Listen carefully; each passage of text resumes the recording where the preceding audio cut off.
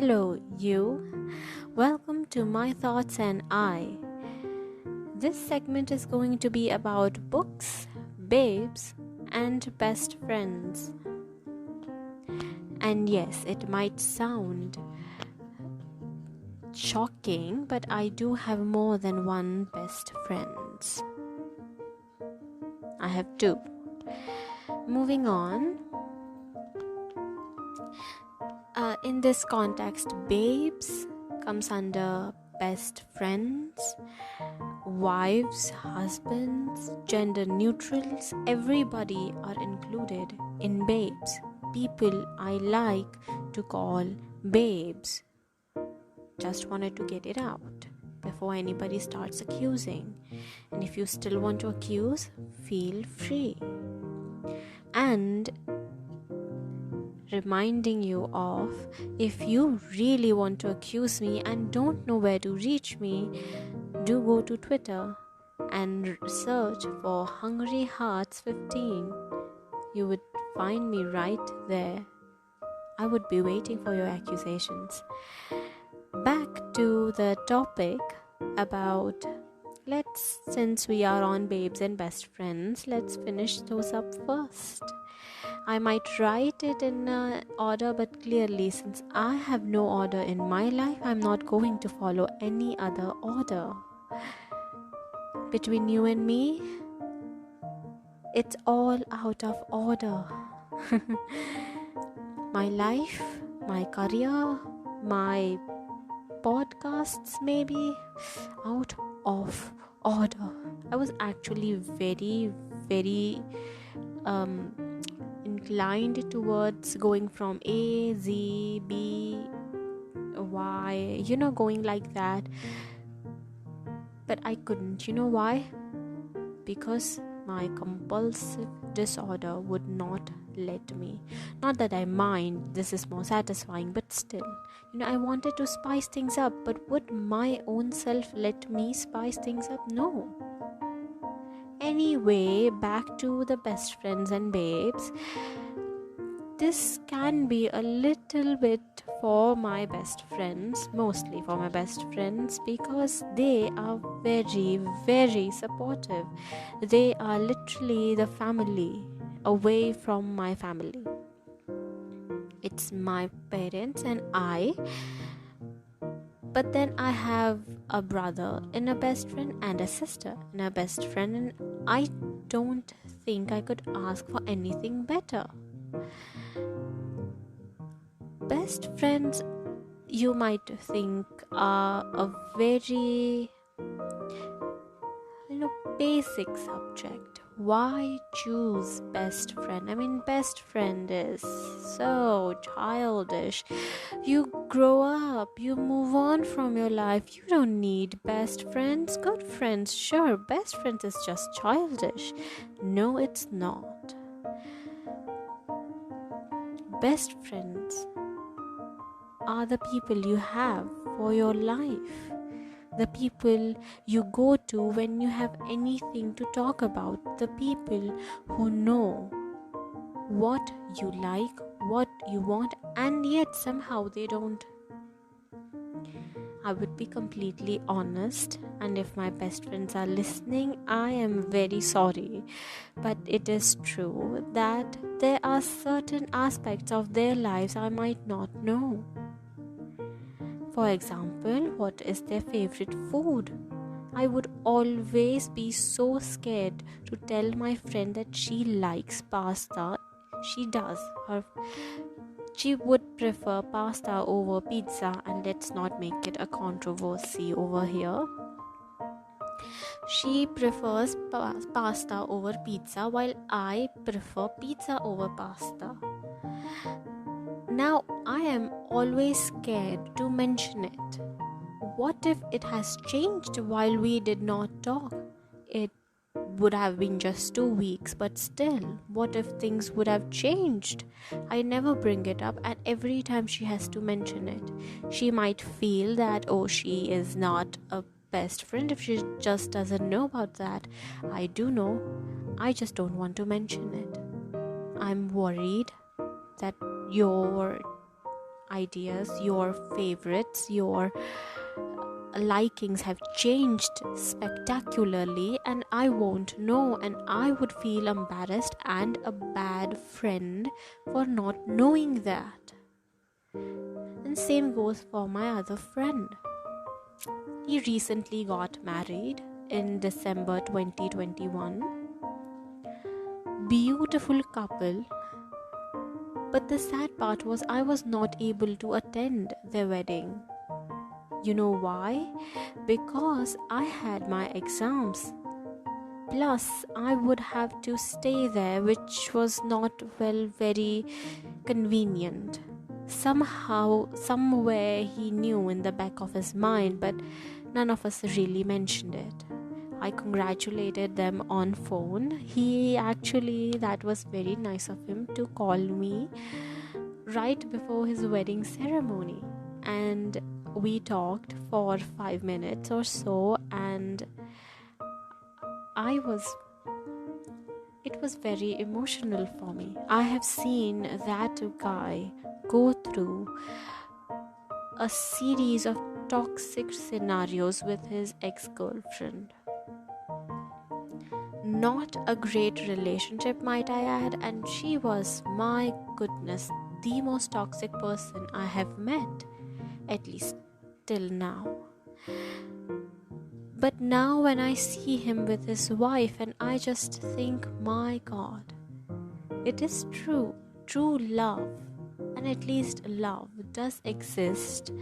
Non-toxic relationships do exist, and this here is the example.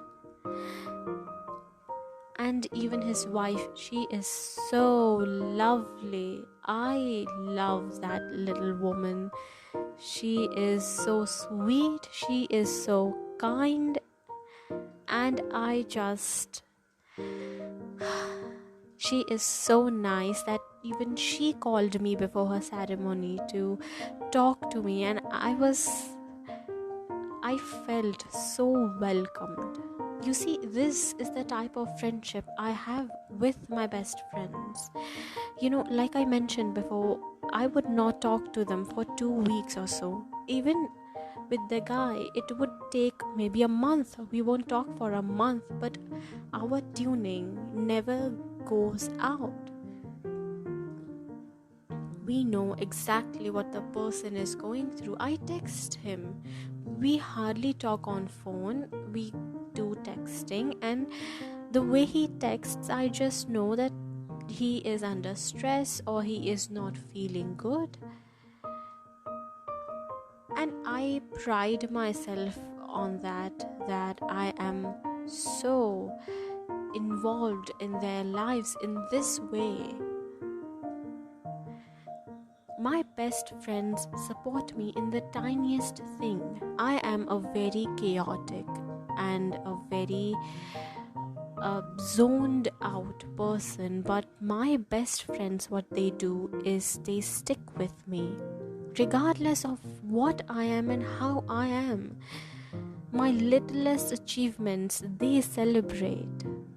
I still cannot get over the fact that I submitted one of my short stories in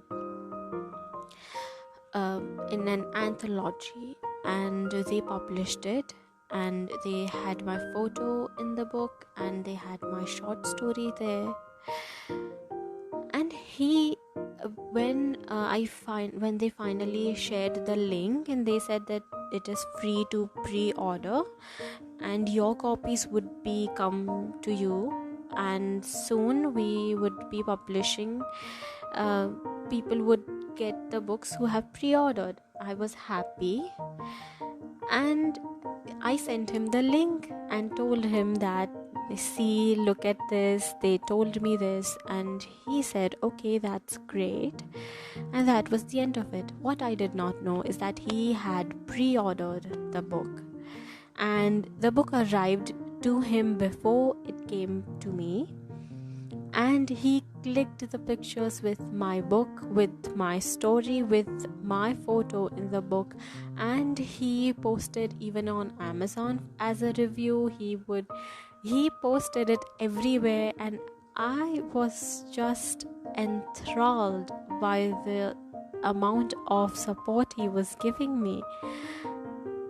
The way he hyped me up, he hyped up my work. I still cannot get over that. That is the type of support I want in my life constantly. And my best friends, both him and her, they both give me that.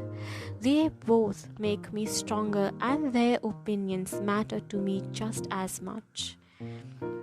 This entire podcast could become about my best friends and me telling these tiny stories about them, and there are a lot, but let's hold that for a while. And it's not just about best friends, we are also going to discuss about babes.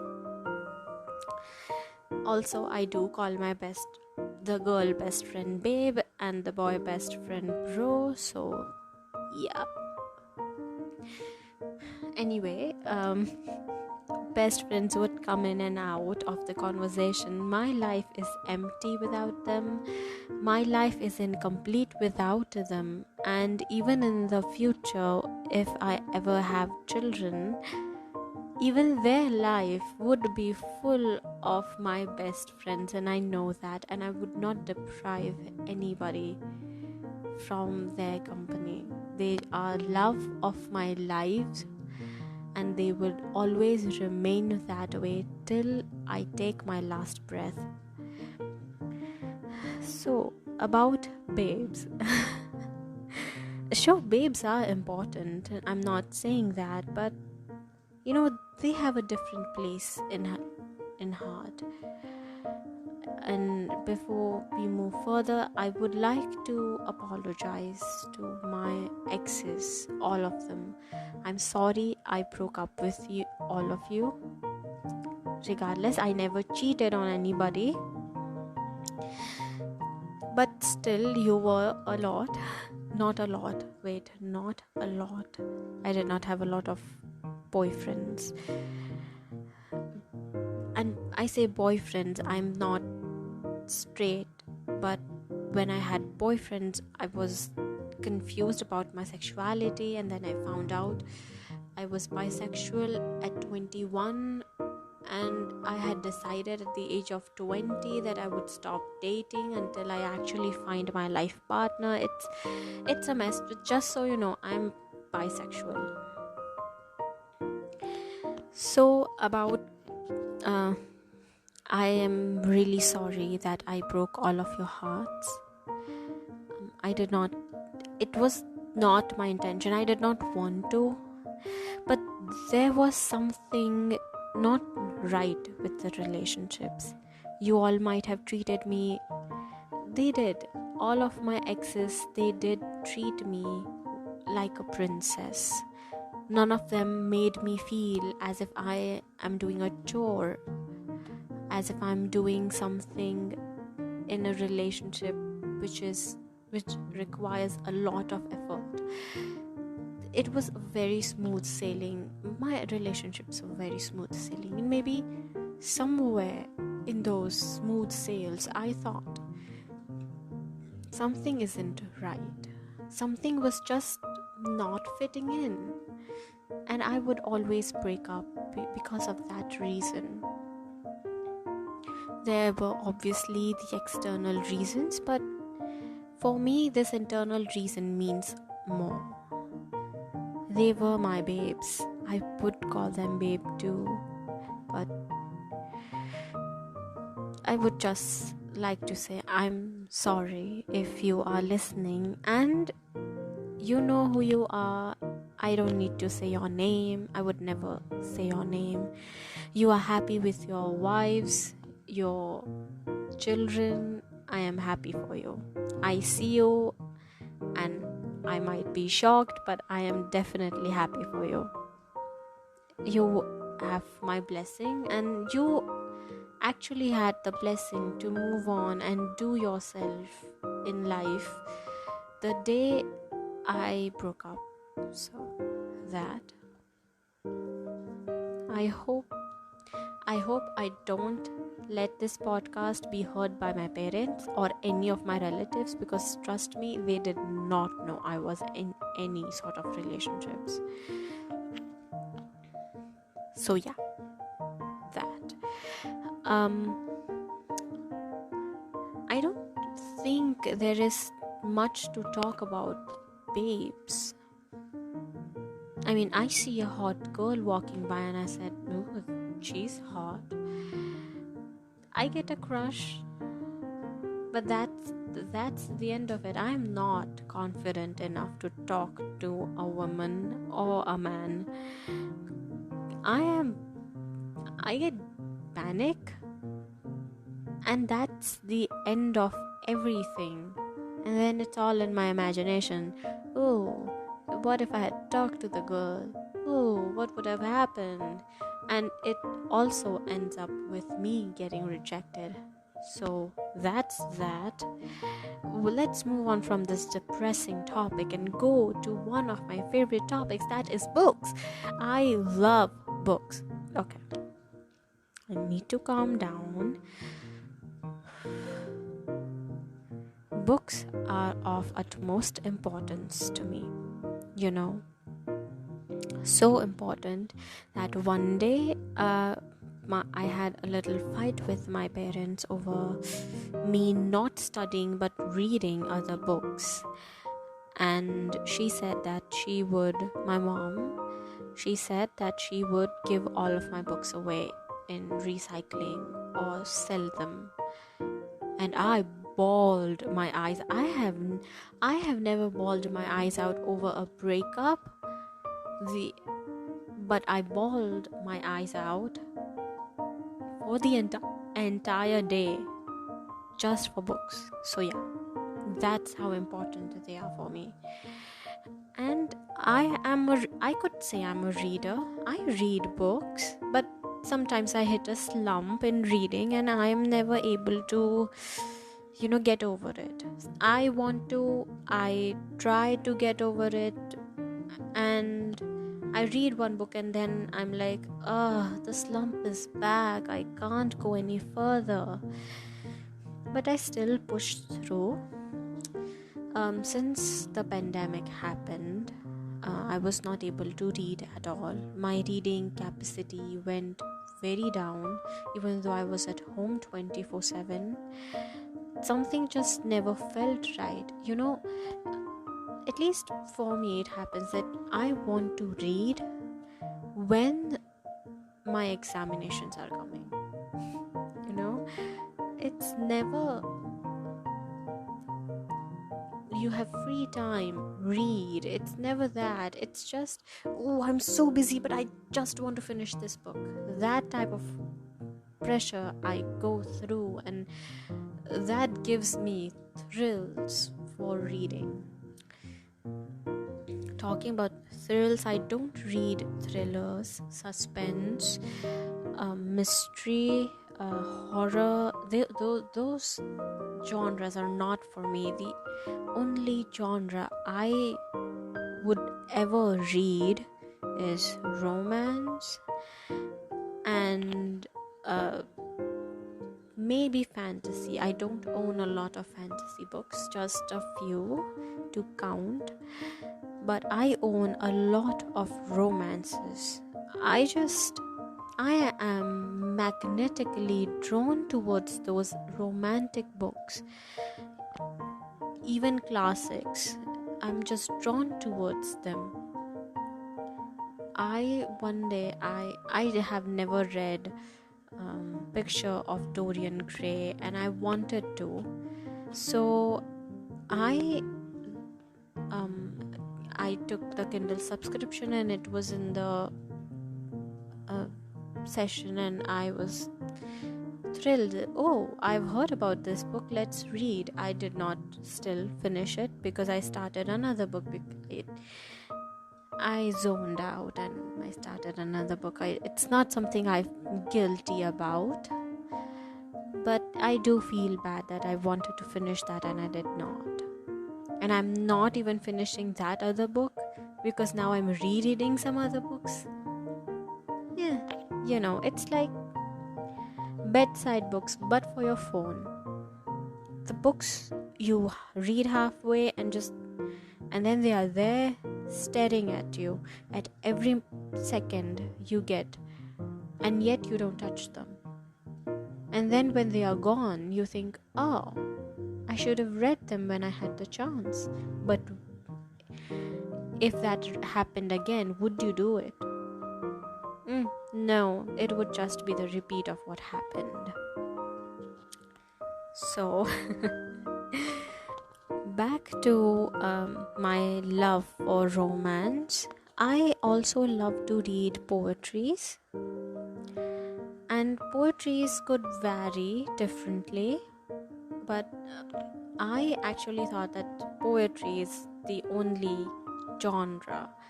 But then I found out that poetries had subcategories. There was nature, there was love, and there was romance, and there was a lot. So obviously, like a magnet, I'm always drawn to romantic poetries. So I bought myself a small collection of love poems. It is a tiny book, but it has few love poetries, and I randomly open any page. I have not completely read it, but I would just randomly open a page, and the love poetry is right there in front of me. I would read it. It would be like poetry of the day, and I would read it, and the chills, the smile, it won't come off. These love poems, they just make me smile like, oh my god, how could you write such a thing? My god, it wants you to write a love poetry for yourself. It wants to get out of the book into your lover's hands, that you say that, oh, I read this love poem and I thought about you, and your lover just stares at you with loving eyes and say, oh my god, sweet dear, I love you too. I am reading a lot of romance, am I not? Wow, even I am shocked with the amount of wow. I'm short of words, but I think I'm enjoying a lot. I have also few coming of age books. You could say one or two John Green books, a few Indian writers, very few,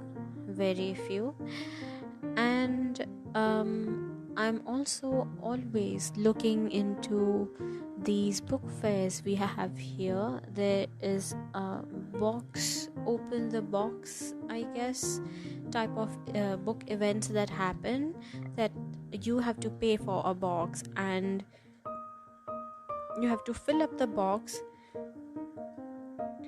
and if you can close the box, all of those books are free, but you just have to pay for the box. For example, a very small boxes of 500 rupees or something like that. It's a very nice initiative, and I got a lot of books through that, and I've not read them yet. Yeah, they are just right there in my cupboard, and every time I go in the room, they stare back at me, I stare back at them, I look at them, and then I turn away and go away. And then I just reread what I have. Yeah, I don't feel bad about the books. I do feel a lot of guilt, but am I going to fulfill my TBR list? No, I'm not. They are always going to be a TBR till I'm on my deathbed. Very recently actually, my nephew, he turned 8, and my mother went to visit him. My brother, she went to visit my brother, and she was going to stay there when it was his birthday, my nephew's birthday, and I sent him a book, Around the World in 80 Days. He likes general knowledge books, and I was stumped to what to give him. I wanted to give him something memorable to remember me by, but I was not sure because he would already have a lot of general knowledge books, what to give him. And then I remembered that there was this movie, Around the World in 80 Days, and then I remembered it was from a book. So I searched the book, I looked it up, I ordered, and I sent. I don't know how he would like it, but I thought that is the closest thing to general knowledge I could take him in the past. I hope he likes it. Fingers crossed. But yes, if I am gifting you a book, it is because I want you to remember me by. It doesn't matter if you read, but I want you to remember that book was given to me by my friend who thought about me when she was purchasing that book, and I want the same feeling from someone else. But then again, I'm very picky about books, so please do ask what genre I like before you purchase the book, so we could settle that I don't have to regretfully look at the book and think I'm never going to read it, but it's going to be there because it's a gift.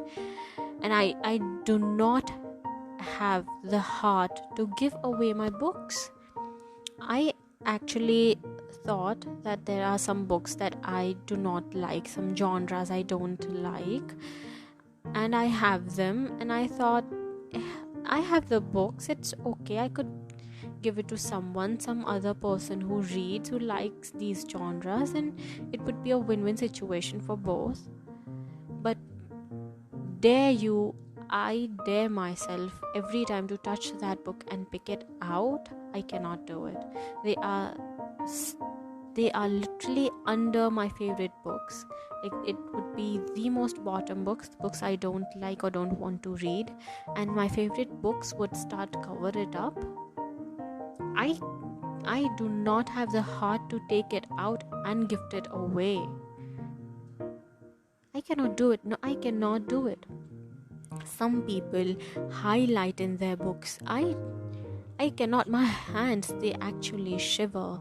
My hands, they would not let me mark in the book. They would not let me mark my favorite lines. I have to literally write them down in my diary or in my phone, because I do not have the heart to ruin my book in any way. No marks, no scratches, nothing. My book should not have anything. And that is how I'm living my life with books. I'm telling you, one day I would build a castle of books not needed and a castle of the books needed, and I would merge them together and I would just live in it. And I'm just getting very passionate about it. Let's change the topic. So my best friends know that I love reading.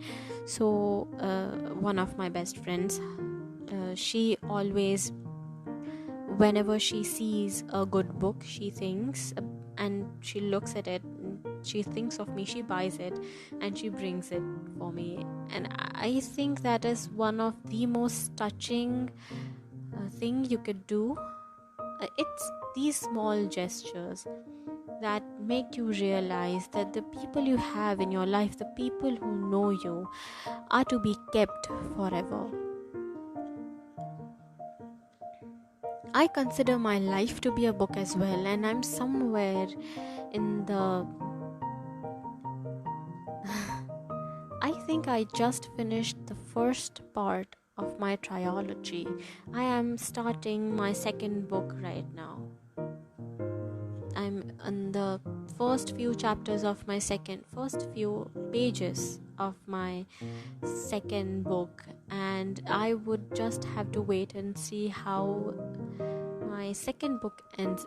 Does it end on a cliffhanger? Does it end with me just knowing what is going to happen in the third half? We will just have to wait and see. Wow, I am so into books. So I could ramble on about books and friends, mostly books obviously, but sadly we have to end somewhere. So we are ending our segment right now, but if you do want to discuss books, do contact me on my Twitter @hungryhearts15 and we can discuss more. And if you my listeners are very much happy about it, then we could go on Twitter Space and discuss about it. It would be fun to talk to you, all of you. Also, please do rate my podcast. I just found out that people can rate your podcast, so I would love if you could rate my podcast 5 stars. Yes, I'm influencing you in ways that you have known before. Just rate, follow me, talk to me. I would be very happy. Thank you and see you all next week. Bye.